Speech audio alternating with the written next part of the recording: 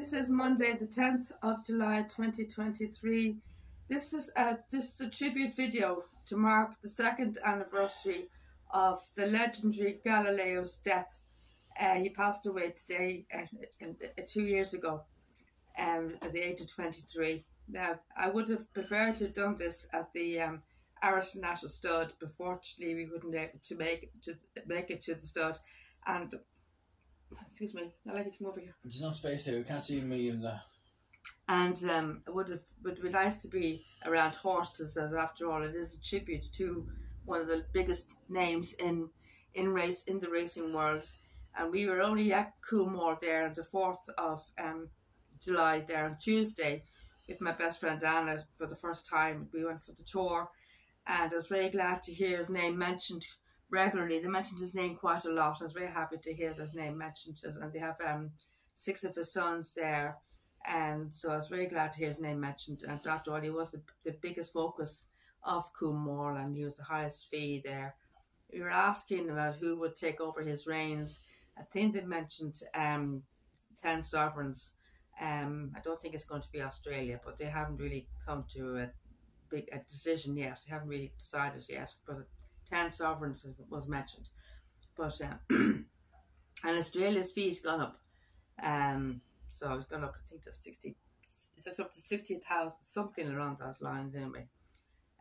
So he's looking very well. And Camelot is also another one of his sons, and Glen Eagles, and Churchill is another one of his sons. I forgot about Churchill.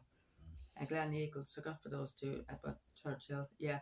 So so Camelot and Australia, they were next door to each other at Coolmore. The two sons next door to each other, Camelot and Australia, and we got photographs.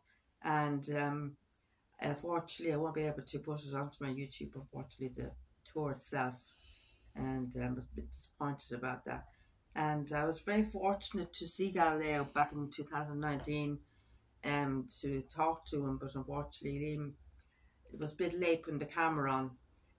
He was at the door for a second. Unfortunately, but fortunately, he didn't have the camera on at the time.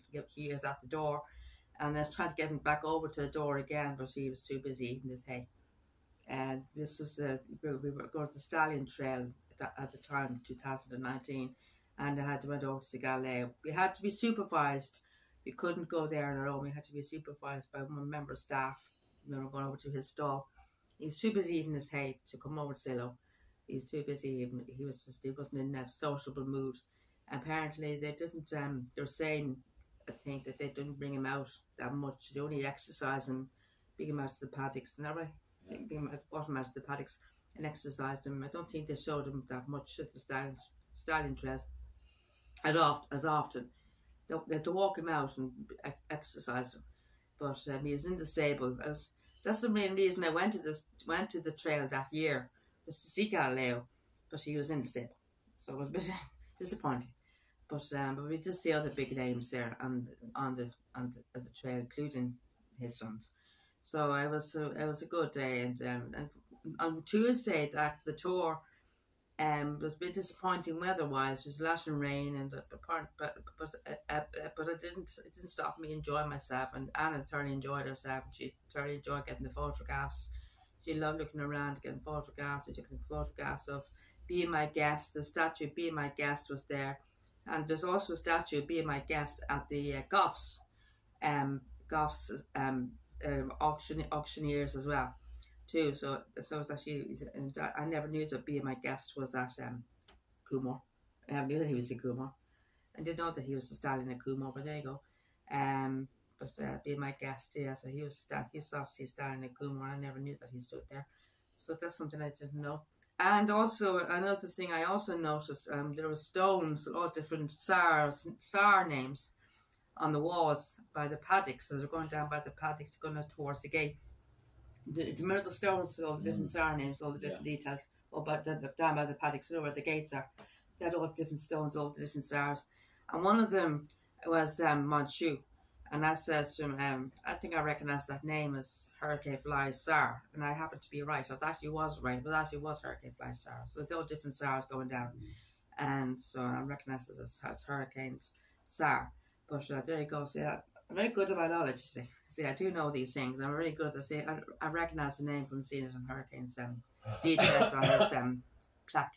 But anyway, this Tsar, he is one of the biggest names, and we happened to find out his fee, but it was by chance. We shouldn't have been able to find out because he was under private. But we found it by chance. We were at one of the golf sales, and this is when he was on the roster. This is when he was still alive, and he was under private. Apparently, for some reason, we happened to find out what his price was. And there was three prices. There was it 400,000, 500,000, and then it was 600,000. And the 600,000 was the actual final price, and that was the official price that Galileo was. That was his actual fee, 600,000. And he was under private, but for some reason, Liam and I seemed to find out. We actually found out what the fee was, and I was quite surprised how he actually did find out because he wasn't supposed to tell us. Nobody is supposed to tell us anything. No one was supposed to know because it was he was private. He's a private fee. So and we know that we have our own SAR, but the big SAR in the Irish National Stud, and Mr. Spears now has gone into private, and nobody's telling us anything. Nobody's telling what his fee is. So I don't think we're ever going to find out what his fee is. But Galileo, for some reason, we found out what his fee was, and couldn't believe the price we got. But I think the top stallion in Coolmore at the moment, I think is at a Wooden Basset or it's a Camelot, one of them. I think it's Wooden Basset or Camelot. It's one of those big names. I think it's 135. I think it's a fee, 130, something like that. It's a very high fee. I think it's Wooden Basset. I think he's the top stallion in Coolmore at the moment. I think it's him. I might have got it wrong. The fees are in the book here. Where's the book? I have the book here. Hold on.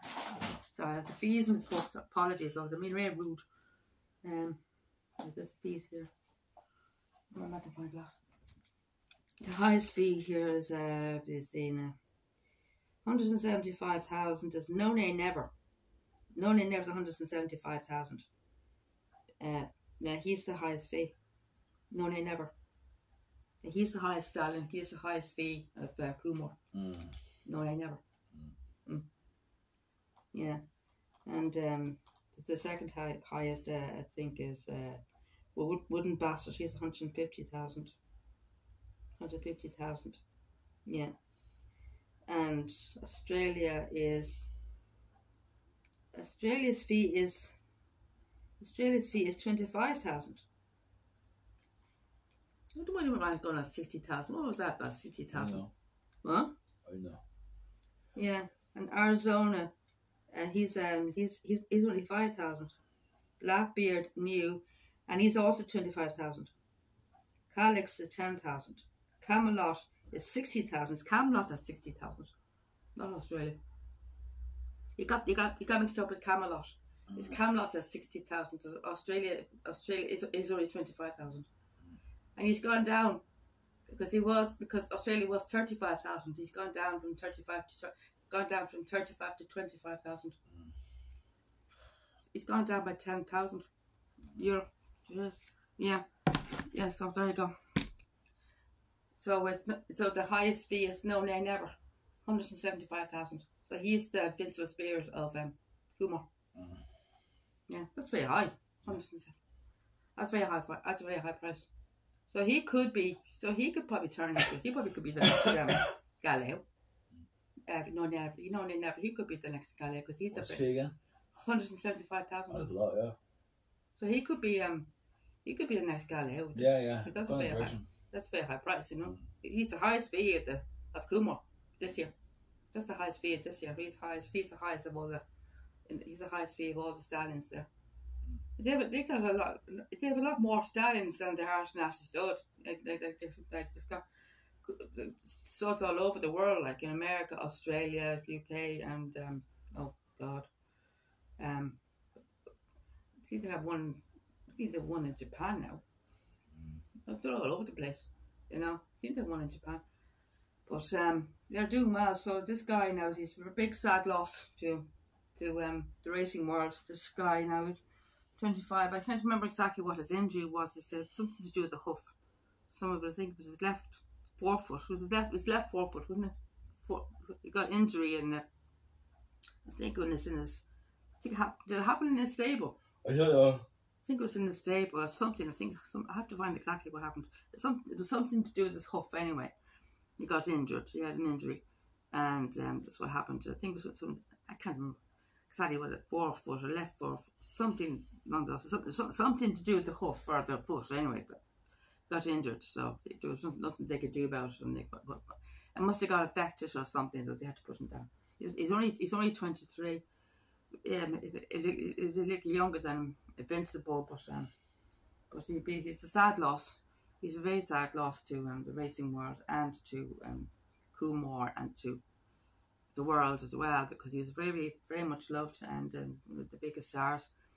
One of the top stars there that ever lived. So and he's very beautiful, as you can see. And a lot of his sons are doing very well as well, and they're doing very well. And a lot of his sons in Coolmore are doing very well with their offspring. They're all winning a lot of races and stuff. And Australia's doing very well. His sons are doing very well in the race track. They've won a lot of races recently. And No Nay Never is doing very well as well. Well, I know he's not.